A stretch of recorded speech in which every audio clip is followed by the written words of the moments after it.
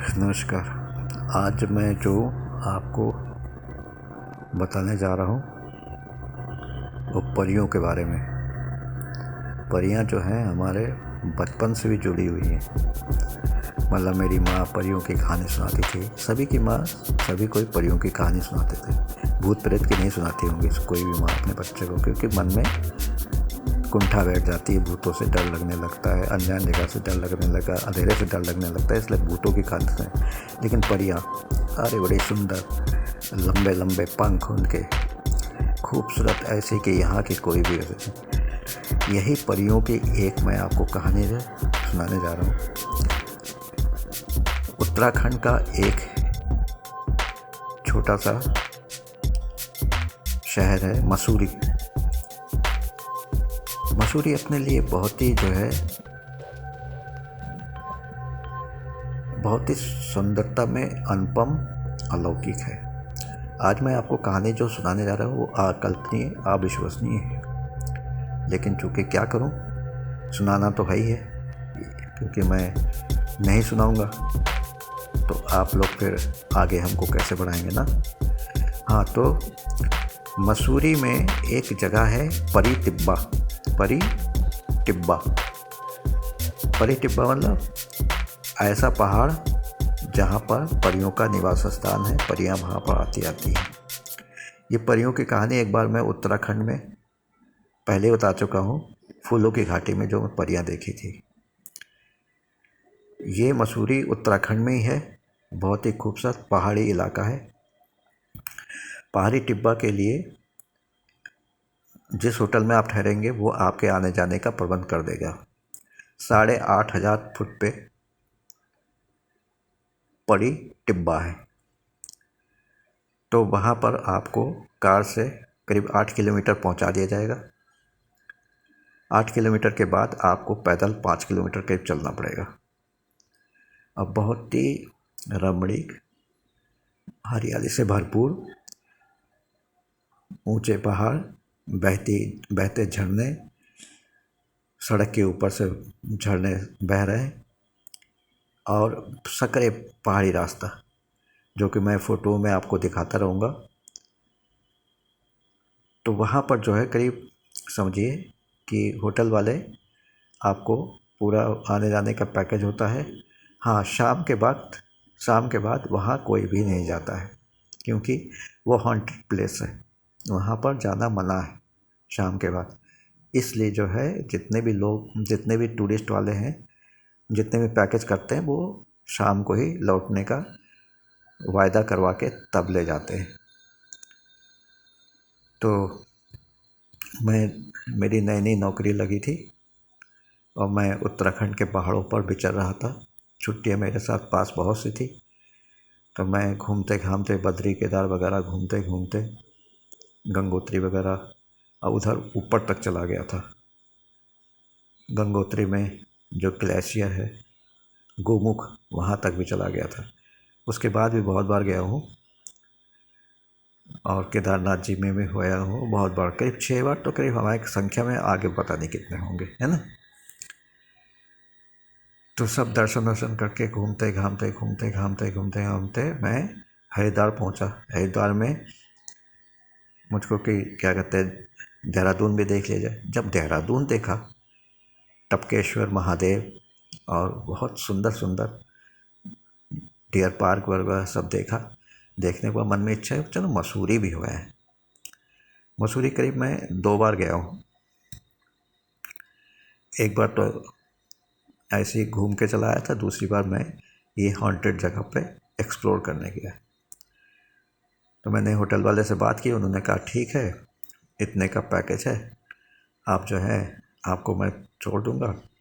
तो मैंने कहा मुझको लौट के नहीं आना है, लौट के मैं कल सुबह ही आऊँगा। तो आप यदि सुबह गाड़ी भेज दीजिएगा वहाँ पर जहाँ पर मुझको छोड़ेगा, तो मैं पूरा आपको पैकेज का पैसा दे दूँगा। उन्होंने कहा ठीक है ना। मतलब टूरिस्ट लोगों को ले ही जाते हैं। और ये है कि वहाँ पर होटल वालों का जितनी जल्दी सुबह आप जाएंगे उतने ही आप घूम सकते हैं वहाँ तक, परी टिब्बा तक। और देर से जाएंगे तो कि 5 बजे के बाद वहाँ जाना अलाउ नहीं है। तो मैंने कहा मैं तो खैर आगे निकल लूँगा, मैं लौटूँगा भी नहीं, और जो है आप जो पहली वो होगी, मतलब जो यहाँ से जाएगी, मैं ठीक वहीं पर ही जहाँ पर वो छोड़ेंगे वहीं मिलूँगा, मुझको बैठा के वो ले आएंगे। कहना ये ठीक है। मेरी सवारी शुरू हुई मसूरी से। कार ने मुझको पहुँचा दिया, आधा घंटा भी नहीं लगा होगा, मैं वहाँ पहुँचा। उसके बाद मुझको पैदल जाना था। उन्होंने बार बार सचेत किया ड्राइवर ने कि सर रात में ना रुकिएगा, ये परियों की जगह है, भूत प्रेतों की जगह है, बहुत ही हॉन्टेड किस्म का है ना। ऐसी भी बहुत भयानक आवाज़ें आती हैं, जंगली जानवरों के भी डर है, इसलिए मेरा निवेदन है कि शाम को आप लौट लीजिए तो अच्छा ही है, रात में ना टिकेगा। मैंने कहा नहीं भाई, मुझको किसी कारणवश वहाँ रुकना है।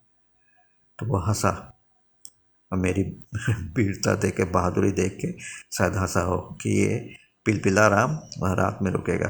कोई भी एक भी तेंदुआ पकड़ ले गर्दन से तो घसीटते जंगल ले जाएगा, मेरे को खाक हो के उस मेरी हड्डियाँ भी नहीं छोड़ेगा। सुबह गिद्ध लोग नोचने लगेंगे। खैर मैं पहुंचा।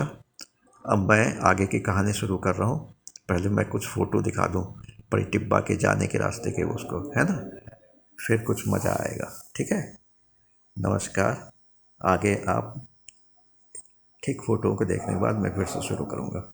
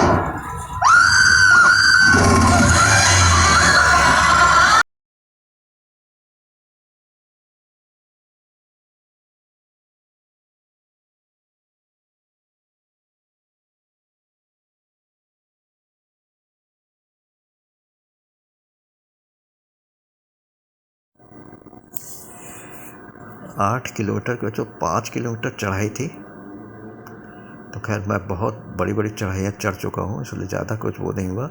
लेकिन हाँ, थकान तो लग ही जाती है। पहाड़ी इलाका, वो भी पतला, बिना किसी सहारे के। एक तरफ गहरी खाई, दूसरी तरफ ऊंचे ऊंचे पहाड़। और चूँकि गर्मी का मौसम था तो इसलिए हमको बहुत अच्छा लग रहा था। और बिल्कुल वहाँ नीट एंड क्लीन हवा। आपको सिर्फ ऑक्सीजन की कमी ऊपर चढ़ते चले थोड़ी सी हो रही थी, लेकिन मुझको ऐसी कोई बीमारी नहीं है फेफड़े उपड़ों की, इसलिए मैं चलता चला गया। मेरे साथ बहुत से टूरिस्ट साहब के साथ हमारे साथ होते हैं, चलते चले गए। कुछ अपना कैमरा वैमरा भी लाए थे। उस ज़माने में मेरे पास कोई कैमरा वैमरा या कोई स्मार्टफोन तो था नहीं कि मैं फ़ोटो लेता। मैंने जो भी फ़ोटो लिए गूगल इमेज से लिए। तो मैं बढ़ता चला गया सबके साथ। खाने पीने का कुछ नहीं, मैं यहीं से बांध के ले गया था सब, बिस्कुट विस्कुट ये वो सब लेके खाता पीता आगे बढ़ता चला गया। पानी पीता, जो झरने बह रहा था उसी में से मैंने बोतल भर लिया। अरे गंदगी होगी, कम से कम प्यासे तो नहीं मरेंगे रात भर। पानी वानी लेके मतलब पेट भरने भर का हमने खाना रख लिया था कि रात का खाना मैंने बनवा लिया था।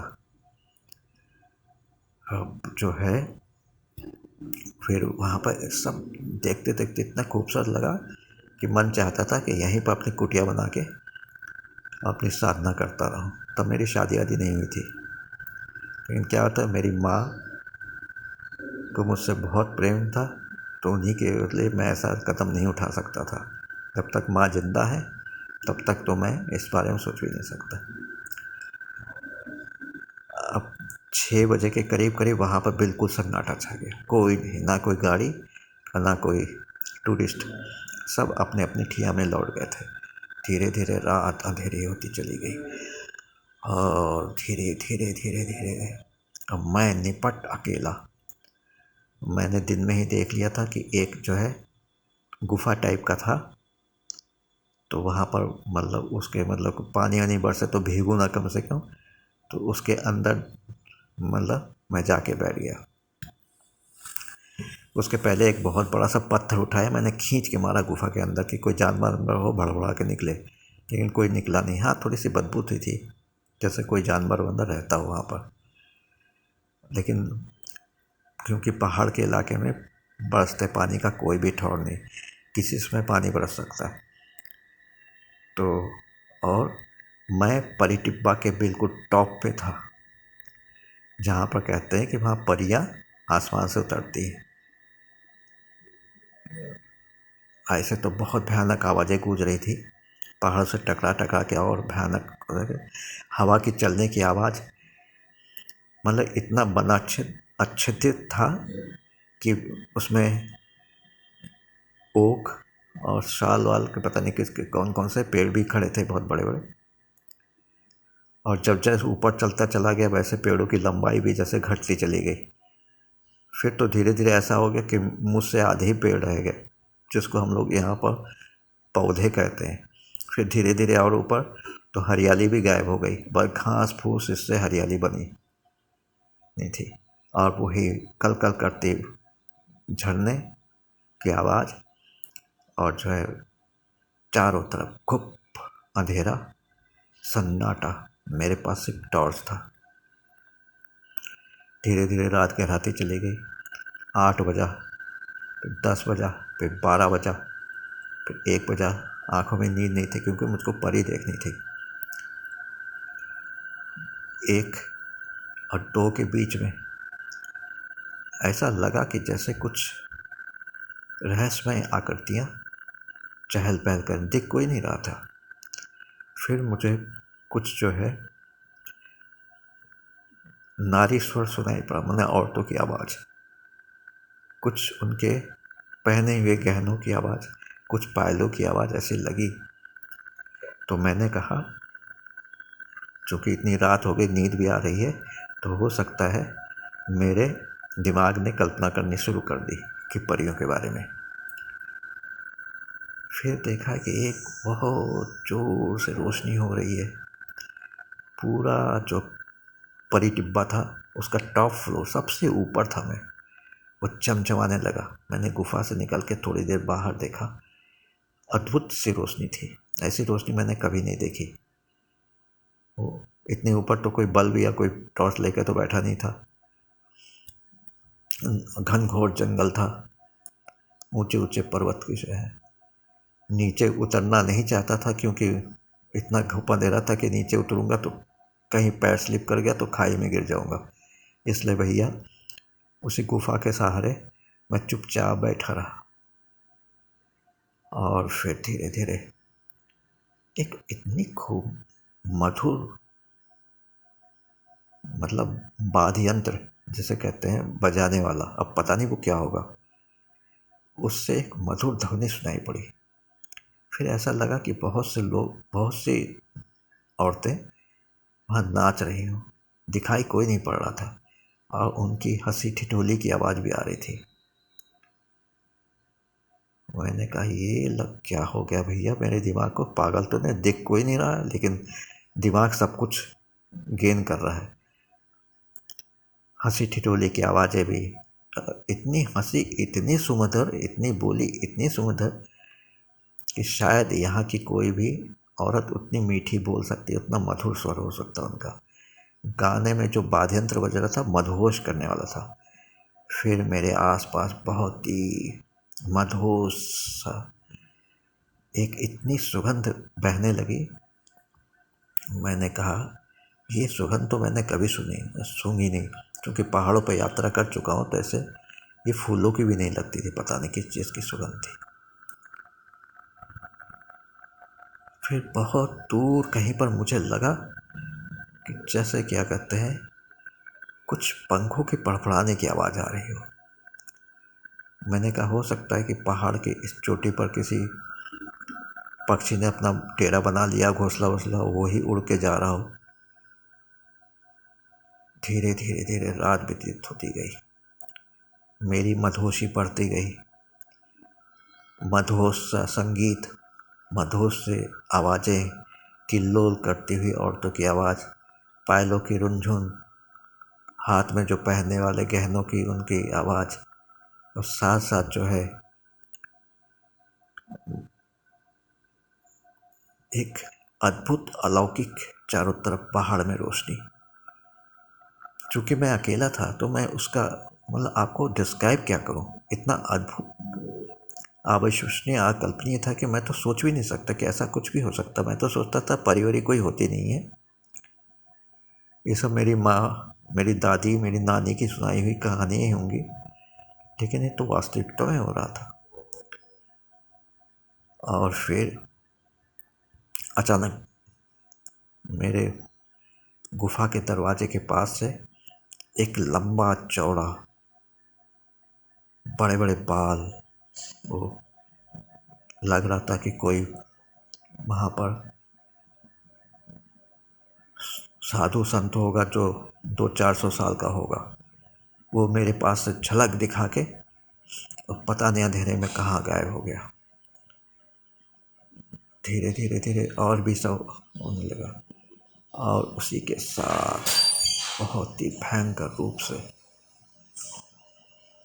एक विस्फोट जैसा हुआ, और सब वो आवाज़ें सब गायब हो गई।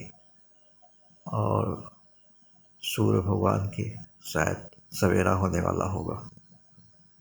पूरब की तरफ से हल्की हल्की लालिमा शुरू हो गई, ठंडी ठंडी हवाएं बहने लगी। मैंने कहा अब चला जाए, नहीं तो पहला जो बैच लेके आएगा अब वो मुझको बुलाएगा ज़रूर। इसलिए जो है मैंने प्रणाम किया इस अविश्वसनीय अल्पकल्पनीय जगह को, और धीरे धीरे मैं नीचे उतर के आ गया। और मैंने सामने देखा तो सही में वो टैक्सी वाला अपनी सवारी लेके आ गया था। सवारियाँ उतर के लाल वो परी टिब्बा देखने के लिए ऊपर जा रही थी, और मैं जाके टैक्सी में बैठ गया और फिर अपने होटल वापस आया। ये है मेरी परी लोक की कहानी, जो अविश्वसनीय अकल्पनीय है। क्या आप ही लोग बता सकते हैं क्या मेरी कल्पना शक्ति थी, या मेरे दिमाग ने कोई सोचा समझा प्लान जो है पूरी स्टोरी तैयार कर दी जिसको मैंने देखा। सोया तो खैर नहीं था, लेकिन ये भी हो सकता है अर्ध चेतनावस्था में भी लोग बहुत कुछ सोचते हैं, स्टोरियाँ कर लेते हैं। क्या था क्या नहीं ये नहीं जानता, लेकिन ये है परी टिब्बा मसूरी की अलौकिक घटना, जो आपके लिए अविश्वसनीय हो सकता, अकल्पनीय भी हो सकता। नमस्कार, आपको मेरी परीलोक की यात्रा कैसी लगी? मैंने किसी जिंदा जात का परी तो यहाँ पर देखी नहीं, लेकिन हाँ, मधुर संगीत, मधुर आवाज़, किल्लोल करती औरतों की आवाज़, उनके गहनों की आवाज़, उनके पायलों की रुनझुन, और हवाओं का तेज स्वर में बहना, और मदहोश करने वाली सुगंध, इसका तो अनुभव मैंने किया जो मैं ताजिंदगी उसको अपने दिमाग में कंप्यूटर, अपने दिमाग वाले कंप्यूटर रखूँगा। जय हिंद, जय भारत, नमस्कार।